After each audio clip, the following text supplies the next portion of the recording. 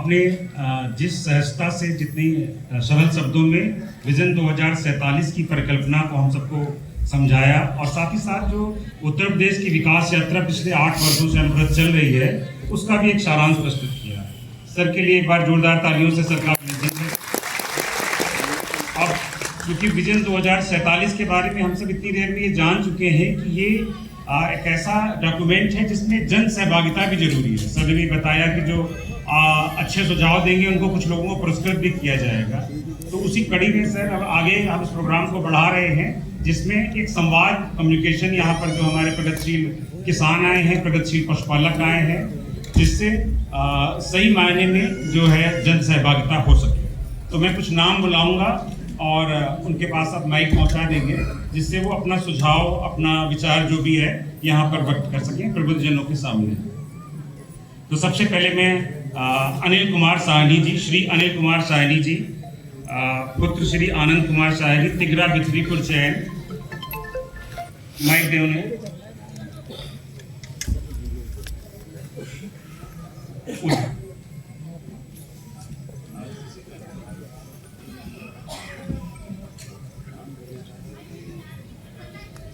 मंचासीन अतिथिगण और मेरे किसान भाइयों, सबको मेरा अभिवादन। एक छोटा सा परिचय अपना देना चाहता हूँ सर कि मैंने लगभग 30 साल पहले बरेली जनपद में ऑर्गेनिक फार्मिंग का कंसेप्ट शुरू किया था। जब जैविक खेती या ऑर्गेनिक फार्मिंग शब्द जो था वो बहुत ऊपर के स्तर पर, वैज्ञानिक स्तर पर ही सीमित था और उसको हमने यहाँ पर काफ़ी प्रसार किया। लगभग 1000 से ज़्यादा किसानों को ट्रेनिंग दिया उसका, और बरेली में कई तरह की जो हमारी प्रोग्रेसिव फसलें हैं उनका हमने अभिनव प्रयोग किया, जिसमें लेटेस्ट है हमने अभी अपने फार्म पर एक 10 एकड़ में अंगूर की खेती करी है और उसमें बहुत बेहतर वाइन वैरायटीज़ लगाई हैं और एक वाइनरी का भी हम यहाँ पर एक स्थापना करने जा रहे हैं। सर पिछले कुछ वर्षों में, लगभग 5-7 सालों में जो अनुभव हुआ है वो ये है कि जो विभागों की कार्यशैली है उसमें बहुत इम्प्रूवमेंट देखने में आया है हम लोगों के। जैसे किसानों को गन्ना विभाग से कई तरह की दिक्कतें होती थी, वो सब दिक्कतें काफ़ी हद तक, मैं समझता हूँ 90% से ज़्यादा जो है वो रिजॉल्व हो चुकी हैं। और इसी तरह से बागवानी के क्षेत्र में जैसे जो हमारा उद्यान विभाग है या फूड प्रोसेसिंग विभाग है वो बहुत अच्छे तरीके से काम हुआ है और वो सारी प्रॉब्लम्स काफ़ी रिजॉल्व हुई हैं। लेकिन एक चीज़ है, मेरा ये मानना है अभी कि बहुत अच्छा लग रहा है इस समय कि एक ये विज़न 2047 की जो परिकल्पना है हमारे मुख्यमंत्री जी की, इसके बारे में पढ़कर, सुनकर, आप लोगों के प्रेरणादायक विचार सुनकर बहुत एक सुखद अनुभूति होती है। लेकिन सर एक बात मेरे मन में है जो हमेशा से चलती है, वो ये है कि हम लोग कितनी भी सुविधाएं देंगे किसानों को, तरह तरह के हम स्कीम्स बनाएंगे, सब काम हम कर सकते हैं, लेकिन एक बहुत बड़ा चैलेंज है सामने जिसके ऊपर हमें एड्रेस करना बहुत ज़रूरी है। वो है जो माइग्रेशन ऑफ यूथ, जो हमारी युवा पीढ़ी का पलायन हो रहा है गांव से, वो एक बहुत बड़ी समस्या है। आज आप गांव में कितनी भी सुविधाएं दे दीजिए, कितनी भी स्कीम्स लगा दीजिए, हमारी पीढ़ी जो है, हम लोग सब धीरे धीरे बूढ़े हो जाएंगे, रिटायर हो जाएंगे। जिसने काम करना है वो तो शहरों में चला गया नौकरी करने के लिए, तो खेतों को संभालेगा कौन? इस बात पर चिंतन करने की एक बहुत ज़्यादा ज़रूरी है सर। और जो पॉलिसी हमारी बने, जो मैं सोचता हूँ कि जो हमारी युवा पीढ़ी है उसके पलायन के बहुत सारे कारण हैं, लेकिन एक मूलभूत कारण है सर। वो कारण ये है कि वो बचपन से देखता है, उस कारण को मैं बोलता हूँ कि लैक ऑफ डिग्निटी, गरिमा का अभाव, कि किसान का बच्चा बचपन से देखता है कि उसके बाबा, उसके परबाबा या उसके पिताजी किस तरह से गांव में कोई भी सरकारी विभाग का कर्मचारी छोटा सा आता है और वो उसको प्रताड़ित करके चला जाता है। गलतियां होती हैं, हो सकता है उसने कोई गलती करी हो, कोई उसकी कार्य प्रणाली में कोई कमी रही हो, लेकिन सरकारी विभागों की एक ट्रेनिंग भी इस तरह से होनी चाहिए कि उनको इस बात का ध्यान रखना है कि हमारी जो युवा पीढ़ी है उसको कहीं भी गरिमा का अभाव महसूस ना हो कि गरिमा का अभाव हो रहा है। तो धीरे धीरे एक पलायनवादी जो सोच है बच्चों के दिमाग में हम लोगों के, वो खत्म होगी सर। आज सर जितने भी बच्चे हैं वो हमारा जो इंफ्रास्ट्रक्चर प्रॉब्लम्स हैं उसकी वजह से सब शहर जाना चाहते हैं, गांव में कोई रुकना नहीं चाहता है।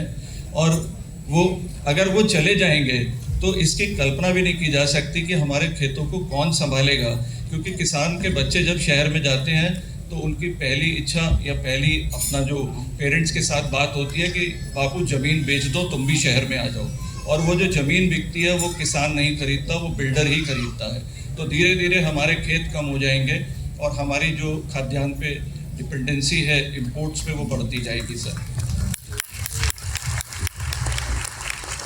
मैंने सर कुछ पॉइंट्स तैयार किए हैं बिंदुवार मैंने कि जो समस्याएं हैं किसानों की, उसमें किसानों की थोड़ा सा संक्षिप्त रखेंगे कि अभी बहुत सारे किसान। सर आप संक्षेप में अगर मेरे से कहेंगे तो बात नहीं हो सकती, क्योंकि मुझे पूरे किसानों की बात मैं रख रहा हूँ और मुझे लगता है कि मेरी बात से सभी किसान सहमत। आपको सर मुझे समय तो देना ही पड़ेगा, जब इतनी बड़ी गोष्ठी है, हमारे मुख्यमंत्री जी का इतना बड़ा स्वप्न है, तो थोड़ा सा समय दीजिए सर। सर मैंने बिंदुवार तैयार किए हैं, मैं उन बिंदुओं पर नहीं जाऊंगा बहुत डिटेल में कि समय ज़्यादा लगे, मैं आपको प्रिंट आउट दे दूंगा। लेकिन सर मेरा वो प्रिंट आउट जो है वो डीएम सर के पास है, मैं बिल्कुल दूंगा सर, मैं लाया हूँ प्रिंट आउट, इसीलिए लाया हूँ सर। लेकिन सर मेरा ये मानना है कि जो हमारे विभाग हैं, देखिए इस समय पूरा हिंदुस्तान एक बड़ी समस्या से जूझ रहा है कि अमेरिका ने टैरिफ लगा दिया इंडिया के ऊपर। उन टैरिफ से आप कैसे उनको आप मुकाबला कर सकते हैं? तो उसके मुकाबले के लिए अगर आप बड़े बड़े जो थिंक टैंक हैं, सबका एक ही कहना है कि आप अपने मैन्युफैक्चरिंग सेक्टर को स्ट्रॉन्ग कीजिए। और हिंदुस्तान में मैन्युफैक्चरिंग सेक्टर अगर स्ट्रॉन्ग करना है तो कृषि से बड़ा कोई मैन्युफैक्चरिंग सेक्टर नहीं हो सकता, क्योंकि हमारे पास उसके रॉ मटेरियल एबंडेंस में उपलब्धता है, खूब है हमारे पास रॉ मटेरियल। हमें सिर्फ टेक्नोलॉजी चाहिए, हमारे यूथ को ट्रेनिंग दीजिए। ट्रेनिंग का मतलब सरकारी गोष्ठियों से नहीं है सर, हमारे बच्चों को गांव में आकर ट्रेनिंग दी जानी चाहिए कि अकाउंटिंग कैसे करनी है, प्लानिंग कैसे करनी है, मैनेजमेंट कैसे करना है, मार्केटिंग कैसे करनी है, एक्सपोर्ट में कैसे जाना है। हमारे को इन सब चीज़ों की ज़्यादा ज़रूरत है सर। आज जो ट्रेनिंग होती है, आप देखिए बरेली एक बहुत बड़ा मंडल हेडक्वार्टर है सर, और बरेली में उद्यान विभाग की या किसी भी कृषि की बहुत सारी योजनाएं चलती हैं। लेकिन सर आप देखिए, अगर मेरे पास अंगूर के बाग हैं, मुझे आज सहायता की ज़रूरत है कैनोपी मैनेजमेंट के लिए। मेरे पास अनार का बाग है, मुझे कैनोपी मैनेजमेंट के लिए विषय विशेषज्ञ की सहायता की ज़रूरत है। लेकिन बरेली में उद्यान के नाम पर सिर्फ एक क्वालिफाइड ऑफिसर जो होता है वो DHO होता है, जिला उद्यान अधिकारी। उसके पास और भी इतने सारे काम होते हैं और वो हर विषय में पारंगत नहीं हो सकता। तो सर इसलिए हर मंडल हेडक्वार्टर पर विषय विशेषज्ञ कृषि साइंटिस्ट की जो नियुक्ति की जाए, उससे जो हमारे नवयुवक हैं उनको रोजगार भी मिलेगा और हमारे जो किसान भाई हैं उनको मदद भी मिलेगी। अभी जितने किसान हैं सब मेरी बात से सहमत होंगे कि हमारी जितनी समस्या आती है, चाहे कीट प्रबंधन की हो, चाहे किसी बीमारी की हो, चाहे बीज के सिलेक्शन की हो या पौधा सिलेक्शन की हो, हमारे को बहुत ही एक जेनरिक सी एडवाइस मिलती है वैज्ञानिकों से कि आप ऐसा कर लीजिए तो ऐसा हो जाएगा। अभी सर जेनरिक एडवाइस से काम नहीं चलेगा, हमें बहुत सब्जेक्ट स्पेशलाइज्ड एडवाइस चाहिए। एक छोटा सा उदाहरण सर दूंगा मैं। अभी क्या होता है कि मेरे खेत में बारिश होती है और मेरे साथ वाले खेत में बारिश नहीं होती है, ऐसा एक बहुत सामान्य प्रक्रिया चल रही है। और सर ये देखिए कि हमें जो मौसम का डेटा मिलता है वो डेटा मिलता है पूरे जिले का, जो अगले दिन अखबार में प्रकाशित होता है। तो उस अब मौसम के डेटा के लिए मैंने अपने फार्म पर अपना वेदर स्टेशन इस्टेब्लिश किया है और उसका बहुत बेनिफिट है। तो सर ऐसी नीति बननी चाहिए कि हर किसान को छोटे छोटे उपकरण बहुत सस्ते होते हैं वो दिए जाएं, उनकी ट्रेनिंग दी जाए कि आप वेदर डेटा को कैसे करें। एक और छोटी सी बात है सर कि हर जगह, जैसे आप लोग सबने UPSC क्वालिफाई किया है सर, और यूपीएससी में जो कठिन सब्जेक्ट होते हैं उसके लिए एक स्केलिंग का एक मेथोडोलॉजी चलती है, सब लोग आप जानते हैं सर। तो सर जब हमारी फसलें खराब हो जाती हैं, जब हमारी फसल में कीड़ा लग जाता है या कोई बीमारी लग जाती है, तो हमारे साथ स्केलिंग नहीं की जाती बल्कि हमें पनिश किया जाता है, हमारी फसल की कीमत कम हो जाती है। और होना ये चाहिए कि जब कभी भी कोई बीमारी लगे या कोई सूखा पड़ गया या अति वर्षा हो गई या ओलावृष्टि से फसल नष्ट हो गई, तो उसके लिए हमारे को जो हमारा प्रोडक्शन है उसके अनुपात में किसान को जो है स्टेट से सपोर्ट मिलनी चाहिए सर। इसका एक मेथोडोलॉजी और ये मेथोडोलॉजी सर पूरे यूरोप में, पूरे यूएस में सब जगह एग्जिस्ट करती है ये मेथोडोलॉजी, ये हमारे पास में नहीं है। एक और बात है सर, गन्ना किसानों की बात करता हूँ मैं छोटी सी, कि गन्ना किसान जो है वो मजबूर होता है एक ही चीनी मिल को गन्ना बेचने के लिए, जिस चीनी मिल को वो क्षेत्र एलोकेट कर दिया जाता है। हमारे पास ऑप्शन नहीं है भाई ये चीनी मिल वाला ठीक नहीं है, इसको हम नहीं देंगे, हम दूसरे को दे दें। हमारे साथ एक ज़बरदस्ती थोपा जाता है कि आप इसी चीनी मिल को आप माल खरीद बेचेंगे।